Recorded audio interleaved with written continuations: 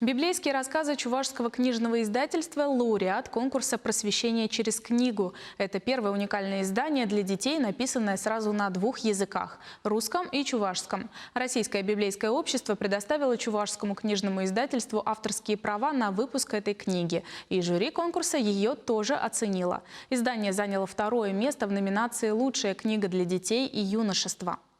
Сегодня в Издательском совете Русской Православной Церкви состоялось награждение лауреатов конкурса. Светлана Каликова, которая сейчас занимает пост министра культуры Чувашии, была редактором книги. Она и принимала поздравления. Рассказы с библейскими сюжетами написаны Анной Твердовской. На чувашский их перевела Ева Лисина.